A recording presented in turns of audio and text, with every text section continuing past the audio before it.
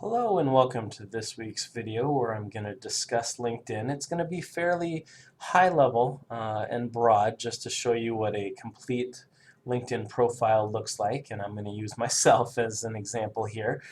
This first page is the LinkedIn newsfeed, similar to Facebook but professional. I've got links on here to resources through Pulse, where they recommend business articles and things that I may be interested in and learning about various industries at the top here, followed by what my networking connections are up to. So I get job postings and invites to connect and say congratulations when an individual gets a new job. I also get to see when others have connected with other people here. But it's just a great news feed to keep up with professionally, just like you would on Facebook, to see what's going on with your professional connections and with the industries that you're interested in. Let's go ahead and dive into the profile page. As you can see here, the most important thing is to have a picture. So unlike you would not want to put a picture on your resume, this really helps jog other professionals' memory as far as when you meet them at a professional event. So to connect the dots, it's very important to have a picture involved. And then, of course, your name, and then this introductory spot. This is where you would put a little teaser about, for example, for myself, I'm a career services advisor at Rasmussen College, so simply a job title and company works well here. If you're a job seeker, you could always put talented design professional interested in design industry role, or something along those lines. It also helps to have the city and state where you are currently and the industry that you're in. It also does a very brief previous jobs and education section. You can also see here ways to improve your profile by clicking on that and editing it further. Here's the professional URL that you can actually edit, and I highly recommend that everyone does.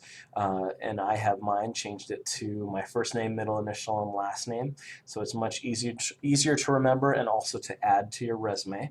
You can see that I have 500 plus connections. It actually shows that after you have hit 500, I have closer to 2,500 at this point. Below that, it's going to be important to have a background section where you talk about a summary. Mine is constantly changing and being updated, but I include tons of buzzwords for what I've done in my past, which is mostly recruiting and human resources, both in the industries and also those skills, so core competencies you could take directly off of your resume and include in this summary section. Below that is the experience section, and this is where you can input all of your relevant work experience, and even that which may not be related, but it's going to be important to still list so it shows what you've been up to.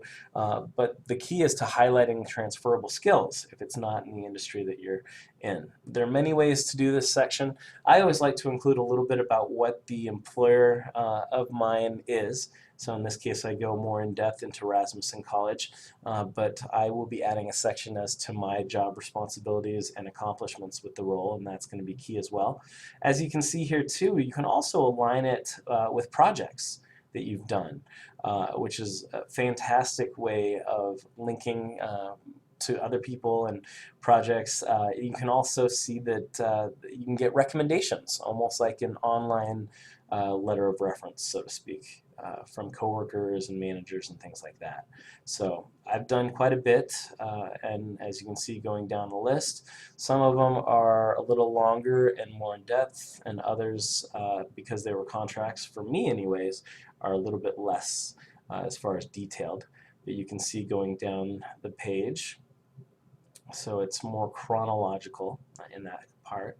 And then you can have a project section. LinkedIn is fantastic for adding links to, for example, your resume, or maybe there is a separate website for all of your profiles and pages, and could be a portfolio of work. So you'll want to include that here. As you can see, I've done a variety of webinars with team members here in Rasmussen College, so we've listed that out.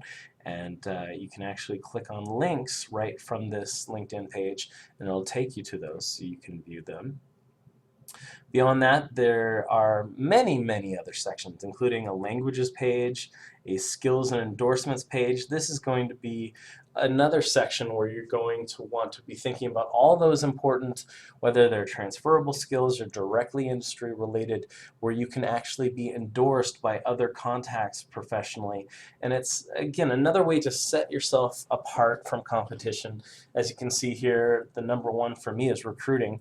I've got 100 or 99 plus people have endorsed me for that in my past and background there, but also with interviews, college recruiting, social media and marketing, as well as resume writing more recently. And then goes into a ton of other skills. So be thinking about who in your network can endorse you for things as you're adding contacts. It'll be important as well, so that when a recruiter looks on the page, they can see that you do indeed know what you're talking about. There's an education section, and this is where you want to list off the full degree name and college and other groups and associations that you may have been a part of while in school. There's an additional interest section. It's, I think, important here to include this without going into too much personal detail. So I have a lot of my passions, which are things like career coaching and recruiting, as well as more personal reading, music, travel, and sports. There's an honors and awards section. So did you graduate with honors? Did you do a senior thesis? Were you on the dean's list, etc., as well as organizations that you belong to. Below that, recommendations. I think it's going to be huge to reach out to those that you would have on a references page that you would give to an employer in an interview, and have those same people network with you on LinkedIn and add something so that you have that online presence as well. In this case, I have past and current individuals that have recommended and endorsed me here. And as far as everything else, again, I would say anywhere from 1 to 2 per job would be optimal for that. Then you see here my connections, and I can go through and follow them, as well as groups. So a lot of industry, a lot of groups that I was attached to through my collegiate years. And then I'm also following influencers. And influencers are going to be those individuals that have articles that will pull on my news feed so that I can keep up with things. You can see here too that there are ads, obviously, just like Facebook, but they also recommend people that I may know based on jobs and employers that I've worked with in the past. And these are just a few of the companies that I follow. So colleges and universities in the area here in the Twin Cities for more information. So all of that together really helps create a full professional profile. And by having all of those pieces, it's going to be key in differentiating yourself from the competition and allowing recruiters and hiring managers to go and find you online and learn more about you, on top of just submitting a resume for jobs. So hopefully you found this all helpful, and please do